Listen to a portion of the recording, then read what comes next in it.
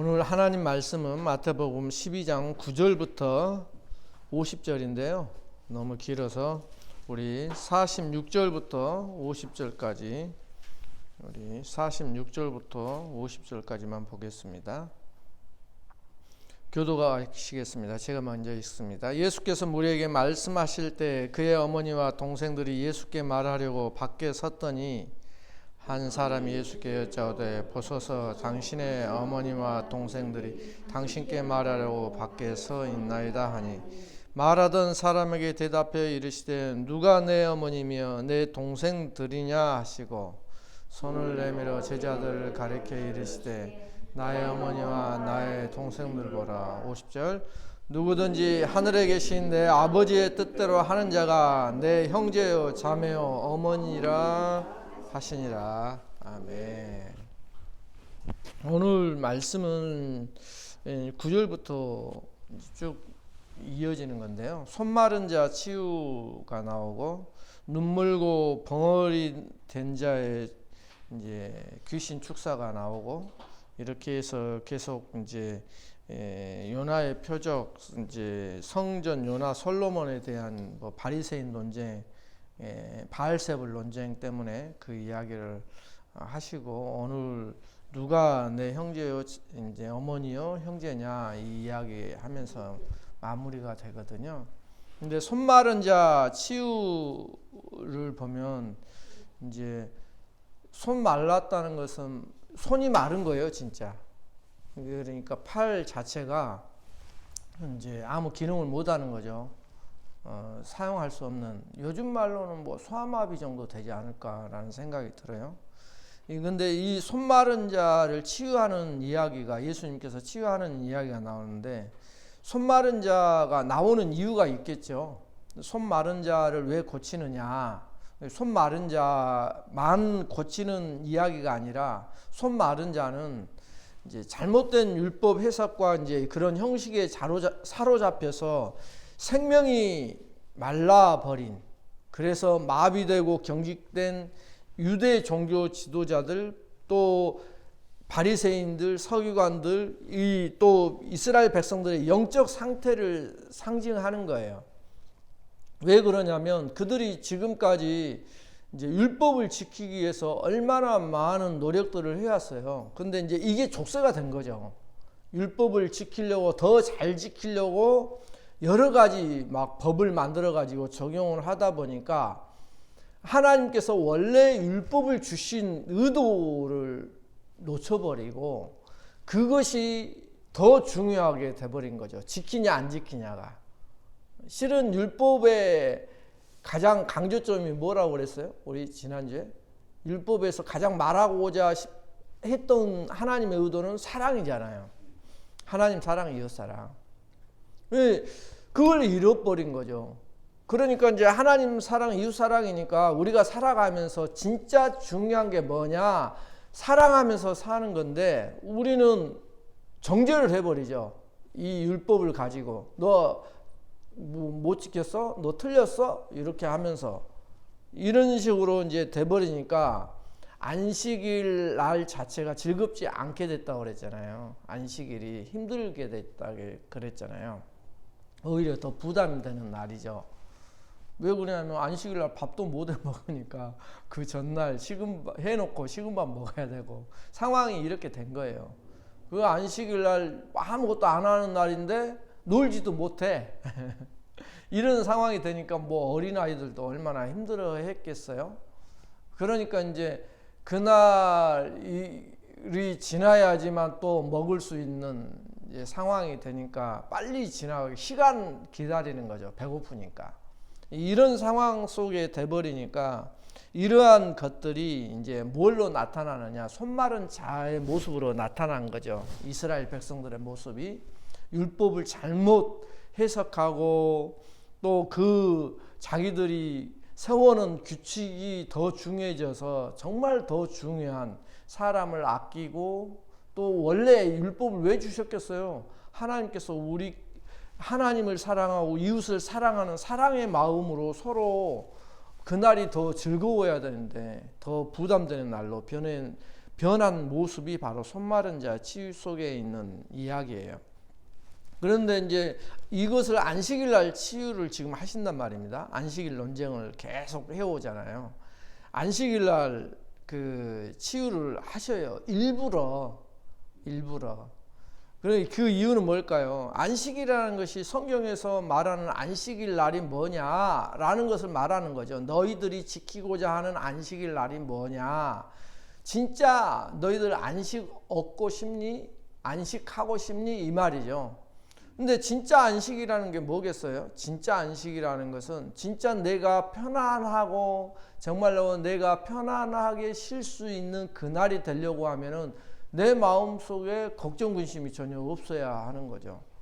그러니까 손 마른 자에게는 정상적으로 손 마르지 않고 나도 건강한 사람이 되어야 되겠죠. 그래야지 진짜 이 사람에게는 안식이 찾아오는 것이죠. 그래서 이 안식일에 치유하시는 이유는 이제 이런 안식을 주고 싶은 거예요. 안식 속에 진짜 들어있는 게 뭐예요? 자유죠, 자유.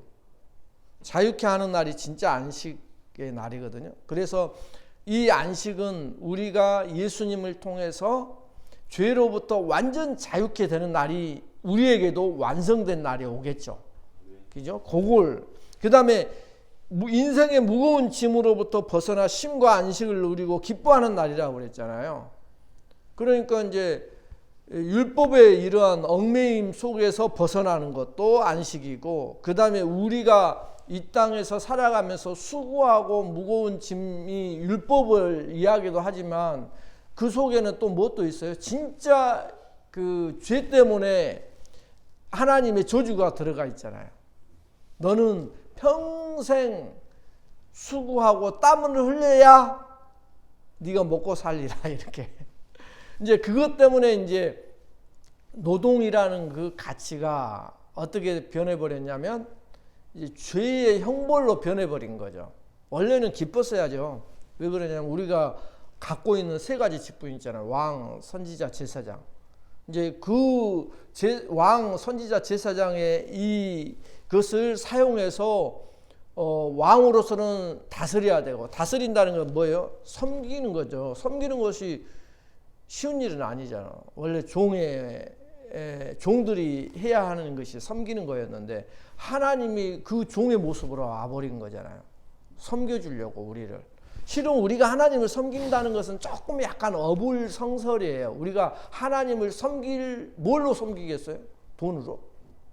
하나님 것인데. 또 돈의 경제라는 것은 인간이 생활하면서 경제학에서 나와서 만들어진 것이 돈이지. 뭐 이 세상 온 우주가 하나님 것인데 뭘로 섬기겠어요? 우리의 섬김은 이거밖에 없어요. 하나님을 섬긴다는 것은 순종밖에 없어요. 그거밖에 없는 것이지. 그러니까 그거예요. 안식일 날 이런 안식을 누리고 기뻐해야 되고, 안식을 주신 하나님을 찬양해야 하는 것인데, 그렇게 진짜 내 마음 깊은 곳에서 하나님을 찬양하는 마음이 저절로 나오려고 뭐 하겠어요? 평생 손 마른 자로 살아가지 않고 이걸 회복됐을 때 얼마나 기쁘겠어요. 그 이야기. 그러니까 우리가 평생 죄의 짐 속에서, 그 다음에 평생 이런 인생, 뭐 미국이라고 세계 최고의 강대국이지만 그 속에 들여다보면 얼마나 여러 가지 우여곡절 힘든 점들이 많아요. 이것들이 완전히 해소가 되었을 때 얼마나 기쁘겠어요. 그리고 내 가정 속에 있는 문제가, 내 자녀의 문제가, 내 부모의 문제가 이게 완전히 다 해결됐을 때 얼마나 기쁘겠어요. 이제 이러한 것들이 진짜 안식이거든요.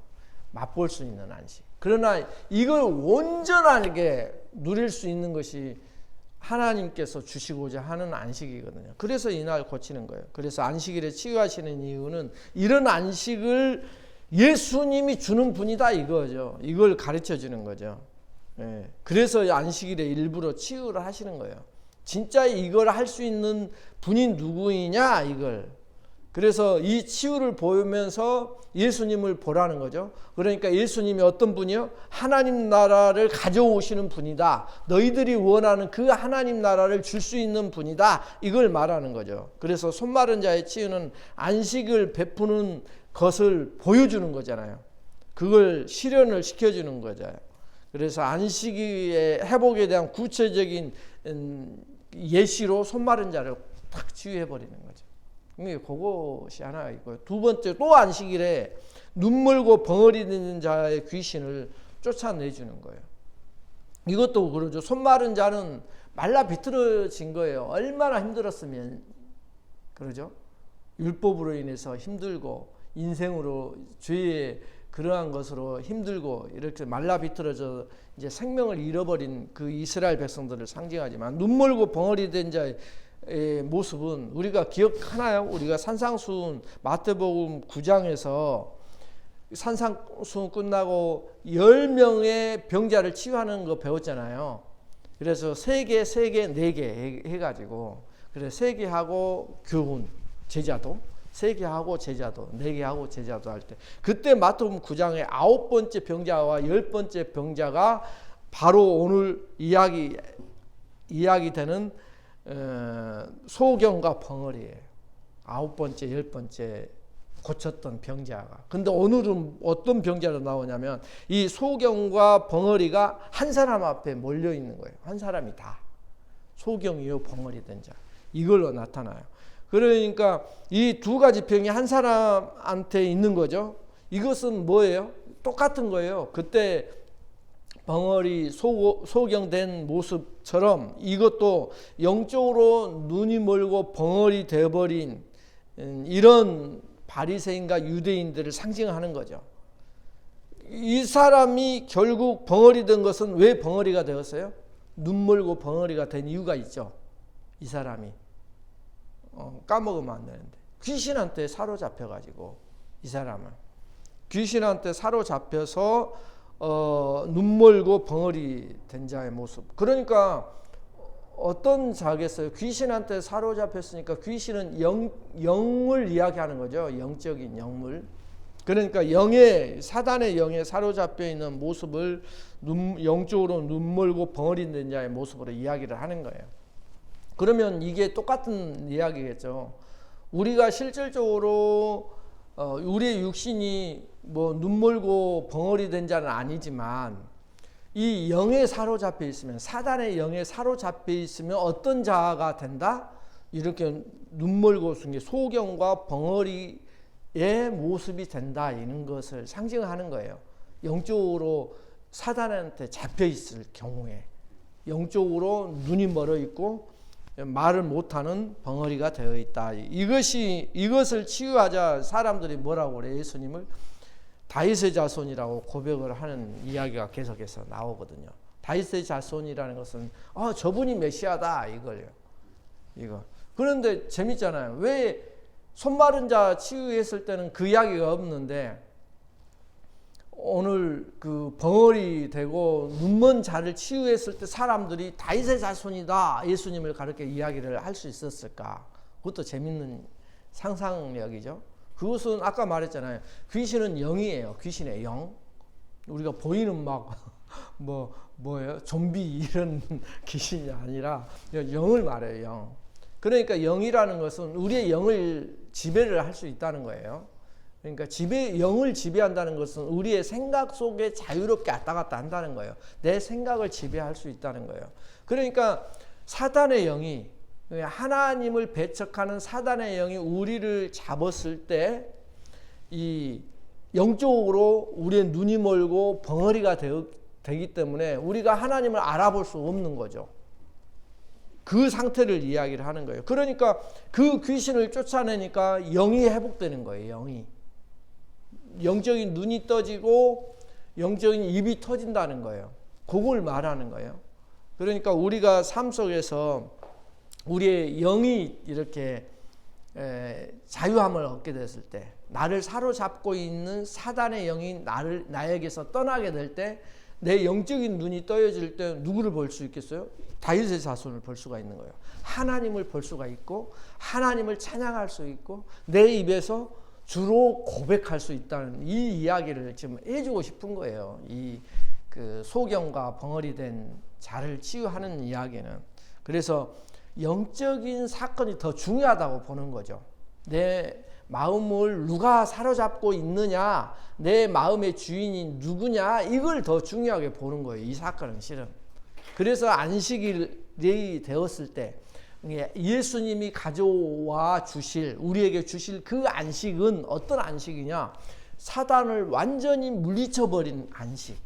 그러니까 사단이 우리를 사로잡지 못하는 안식을 이야기해주고 있는 거예요. 그렇게 됐을 때 하나님을 온전히 뵐 수 있는 우리의 영적인 눈이 띄어진다는 것을 상징을 하고 있어요. 그래서 눈물고 벙어리 된 자들은 실은 성경에서 계속 그 싸움을 하고 있으니까 바리새인과 서기관들의 그런 자들을 상징을 하는 거예요. 또 유대인들을 상징하는 거예요. 왜 그러냐면 영적으로 그들이 지금 귀신한테 사로잡혀서 소경이 되고 벙어리 된 자의 모습이 바로 너희들이다, 이렇게 이야기를 해주고 있는 거예요. 그러니까 어때요? 바리새인과 서기관들이 결국은 영적 눈이 멀어 있고 이 입이 완전히 사단으로 인해서 닫혀 있게 돼버리니까 결국 그들이 하는 모습은 어디까지 가요? 그 안식을 가져다 주는, 우리를 구원시킬 구세주를 결국 십자가에 못 박는 데까지 가잖아요. 그러니까 왜 그럴 수 있느냐? 지금 우리는 그렇게 생각할 수 있잖아요. 야, 어떻게 구원주를 우리를 위해서 십자가에 돌아가셔서 우리를 살리실 그 구원주를 어떻게 십자가에 죽일 수 있느냐, 이렇게 생각하는데 그 원인이 이거라는 거예요. 뭐예요? 사단이 그 눈을 가려버리니까 사단이 시키는 대로 하는 모습을, 그러면 고집불통이 돼버리는 거죠. 완전히 그걸 말하는 거예요. 그래서 그 요한일서 3장 8절에 이렇게 이야기를 해요. 죄를 짓는 자는 마귀에게 속하나니. 그러니까 마귀가 죄를 짓게 하는 아주 중요한 역할을 하는 거예요. 죄를 짓는 자는 마귀에게 속하나니 마귀는 처음부터 범죄함이라. 그러니까 처음부터 하나님을 반항을 하고 하나님께 대드는 그런, 하나님으로부터 떠난 자라는 거죠. 하나님의 아들이 나타나신 것은, 하나님의 아들이 지금 예수님이잖아요. 그가 나타난 것이 왜 나타났다고 이야기를 해요? 요한일서 3장 8절에 마귀의 일을 멸하려 하심이라. 그러니까 예수님이 오신 것도 마귀의 일을 지금 멸하려 하시는 거예요. 마귀의 일이 뭐예요? 여기서 죄를 짓게 하는 거. 그 다음에 영적으로 눈이 멀고 벙어리가 되게 하는 거. 이걸 말하는 거예요. 그래서 이 마귀의 일이 결국은 어떻게 돼요? 그 성령을 거역하는 이야기를 해주는 거예요. 성령 회방죄는 사하심이 없다고 오늘 본문에 나오거든요. 성령을 거역하면. 왜 그러겠어요? 그거 뻔하잖아요. 우리에게 하나님이 주시고자 하는 가장 큰 은혜가 성령이거든요. 실은 예수님께서 십자가에 죽으시고 부활하신 진짜 이유는 뭐예요? 성령이거든요. 성령을 보내셔야지. 봐보세요. 예수님은 육신으로 오셨잖아요. 우리의 모습으로. 그렇기 때문에 예수님이 내 안에 들어올 수 있어요, 없어요? 없잖아요. 육신으로 오셨기 때문에, 그때 당시에는. 그러나 예수님의 영, 성령으로 오신 이 영은, 예수님은 내 안에 들어올 수 있어요, 없어요? 있다고 했잖아요. 영이니까.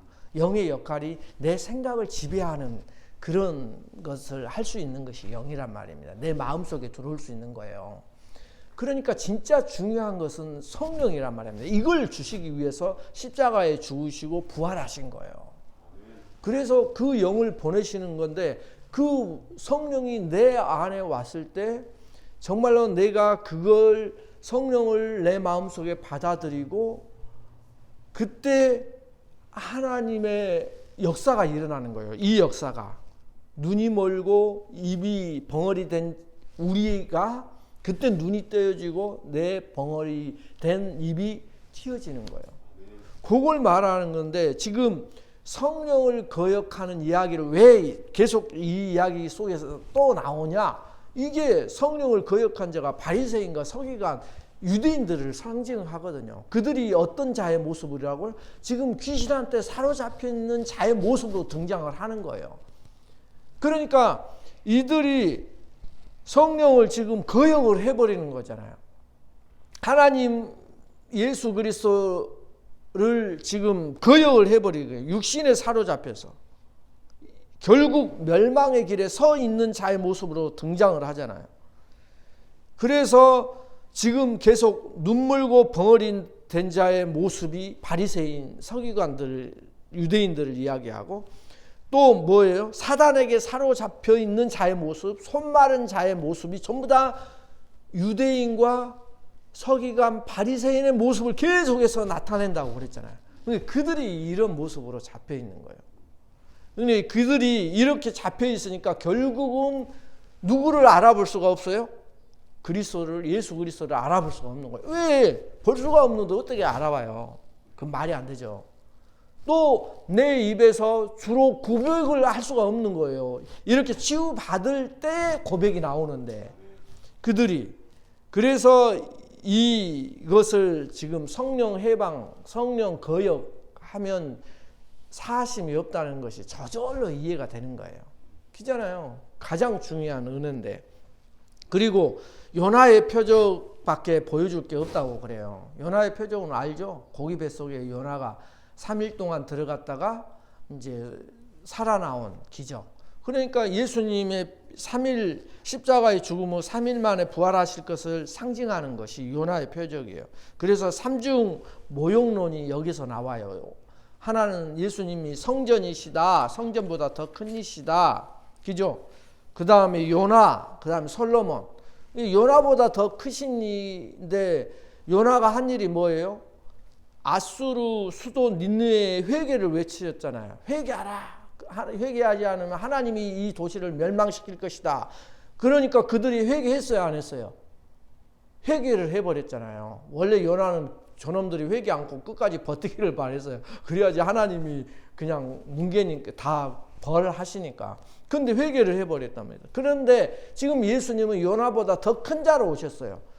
더 큰 예수님이 회개를 외치는데 이들이 회개를 하지 않아요. 이해가 되시죠? 벙어리요, 벙어리. 회개하지 않아.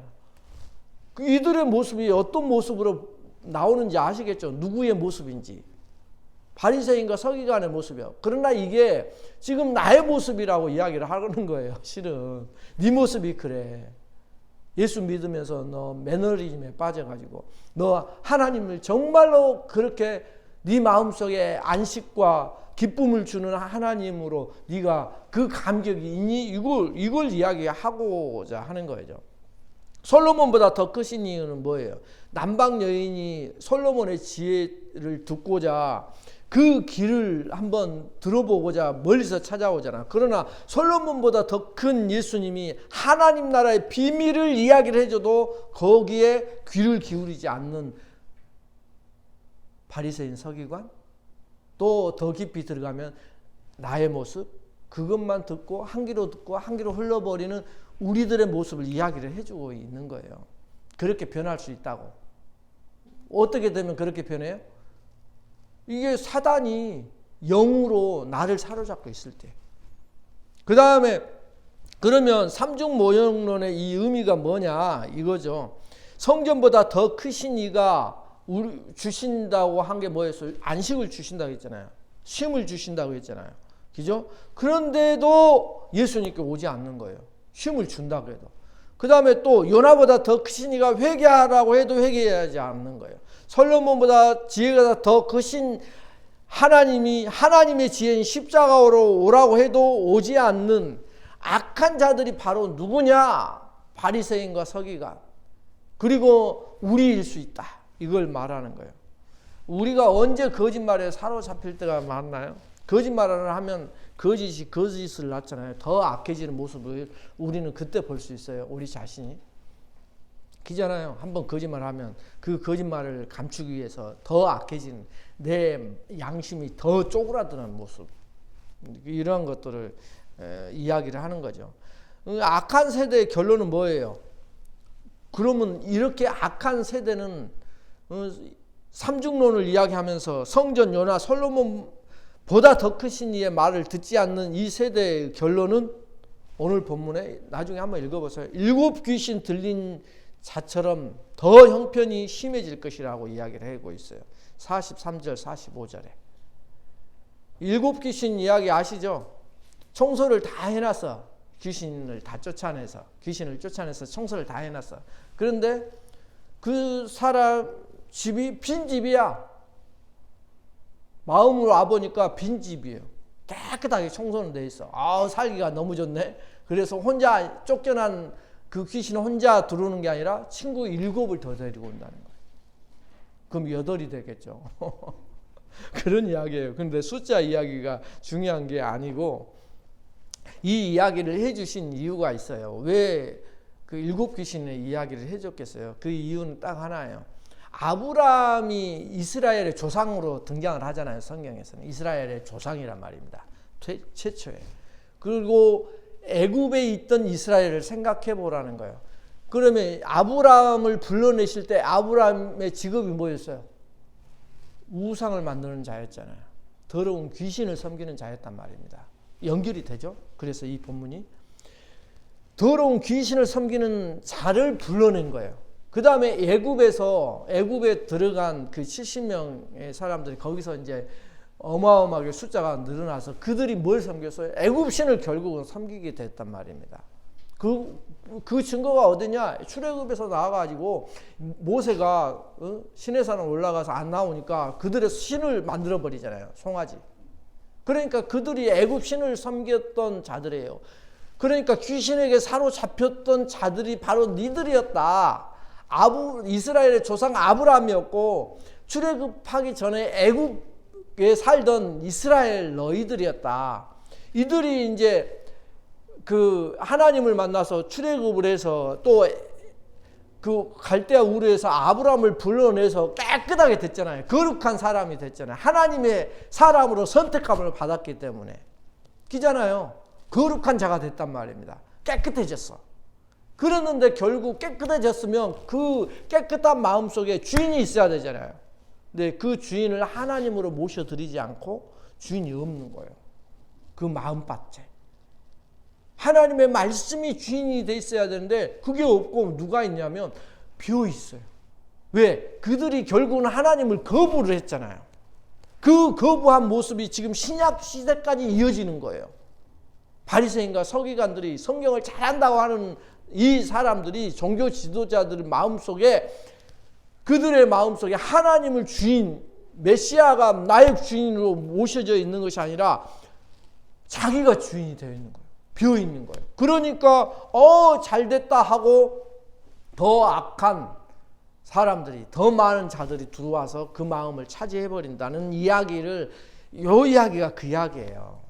7 귀신의 이야기가 원래 이스라엘의 모습에 대한, 지금 현재 이스라엘 너희들 모습이 바로 이 모습이야. 아브람과 출애굽 전에 애굽에 살던 그들을 완전히 하나님의 백성으로 불러낸 그때 이후로 하나님을 거부해버리고 네 마음속에 하나님이 없는 그런 상태에 어떻게 돼버렸느냐. 결국은 7명의 친구들 데리고 와서 바리새인과 서기관들이 메시아를 이제는 직접 자기들이 죽이는 그런 자들로 가잖아요. 이러한 자들을 이야기해요. 그래서 그러한 모습들을 이제 7 귀신 들린 자의, 7 귀신을 데리고 오는 이야기로 해주고 있어요. 우리도 그랬죠. 왜 빈집이 될 수 있어요? 예? 하나님을 이스라엘이 스스로 떠나 주인 없는 빈집이 되어버린 것처럼 우리들도 그런 자가 될 수 있어요. 그걸 경계를 시키는 거죠. 이 귀신은 왜 그런데 물 없는 곳을 찾아다닐까요? 물 없는 곳. 물 없는 것이라는 것은 하나님의 생명의 은혜와 진리가 없는 것을 말하는 거예요. 물은 성경에서 이렇게 표현해요. 에베소서 5장 26절에 이는 곧 물로 씻어 말씀으로 깨끗하게 하사 거룩하게 하시고, 그러니까 물을 말씀으로 표현해 버리잖아요. 그죠? 에베소서 5장 26절에 이는 곧 물로 씻어 말씀으로 깨끗하게, 물로 씻는 것, 말씀으로 깨끗하는 것을 동격으로 이야기를 하고 있잖아요. 그러니까 하나님의 말씀이 없는, 그러니까 이스라엘 마음속에 하나님의 말씀이 없는 거예요. 하나님이 주인이 아니니까 하나님의 말씀이 사로잡고 있는 게 아닌 거예요. 우리들도 신앙생활을 하면서 그럴 수가 있다는 거예요. 하나님의 말씀이 내 마음속에 꽉 차 있어야 되는데 이게 아니고 내 욕심이 꽉 차 있을 때가 있다는 거예요. 그걸 설명을 해주고 싶은 게 더러운 귀신, 7 귀신을 더 데리고 온다는 설명 속에 그 이야기가 들어있는 거예요. 그러니까 예수 믿다가 교회를 떠난 사람들의 마음을 한번 보세요. 마음이 더 강팍해 되어 있잖아요. 더 전도하기가 힘들잖아요. 그 사람들. 그 이야기예요. 그러니까 빈집이 되어 있다가 예수를 믿다가 거부한 사례가 있다 없다? 있다는 거예요. 성경. 그리고 그들의 마음은 더 강팍해진다. 이걸 이야기해 주는 거예요. 우리가 실질적으로 경험할 수 있는 내용들이에요. 그래서 마태복음의 마지막 핵심이 뭐냐? 산상수훈의 7장 21절 이것이 핵심이었어요. 나더러 주여 주여 하는 자마다 다 천국에 들어갈 것이 아니요 다만 하늘에 계신 내 아버지의 뜻대로 행하는 자야 들어가리라. 이게 핵심이었는데 오늘 그 핵심이 나와요. 50절 마지막. 오늘 12장 50절 누구든지 하늘에 계신 내 아버지의 뜻대로 하는 자가 내 형제요 자매요 어머니라 하시니라. 그러니까 지금 그 마태복음에서 가장 가르쳐주고 싶은 게 이거예요. 나더러 주여 주여 하는 자보다 그게 중요한 게 아니라 입으로 그냥 찬양하고 기도하고 이런 것들이 중요한 것이 아니라 아버지 뜻대로 사는 자가 핵심이다는 거예요. 그게 진짜다 이것은. 그러면 아버지의 뜻이 뭐였어요? 성경에서 지금 계속 이야기해 주고 싶은 것은 긍휼과 사랑을 깨달아서 하나님의 사랑을 깨달아서 그 사랑을 흘려보내는 존재로 사는 거. 이것이 아버지의 뜻이거든요. 내 안에 사랑이 있어야지 흘러가지. 사랑이 없는데 어떻게 흘러가요? 이것을 지금 마태복음에서는 뭘로 표현하느냐? 의라고 표현하는 거예요. 의. 온전함이라고 표현하는 거예요. 팔복이라고 표현한 거예요. 소금과 빛이라고 표현하는 거예요. 좋은 열매라고 표현하는 거예요. 하나님의 일꾼으로 표현하는 거예요. 여호와의 종이라고 표현하는 거예요. 어린아이의 모습으로 표현하는 거예요. 그리고 교회라고 이야기를 하는 거예요. 이것을. 그걸 말하는 거예요. 아버지의 뜻대로 행하는 자. 그게 뭐냐? 하나님의 사랑을 깨닫고 그 사랑을 흘려보낼 수 있는 존재로 사는 것. 우리가 내가 원하는 하나님이 아니라 하나님이 원하는 자녀의 모습이 이거라는 거예요. 이러한 자녀로 다 앞으로 한 걸음 한 걸음 내딛기를 주의 이름으로 축원합니다. 기도하겠습니다.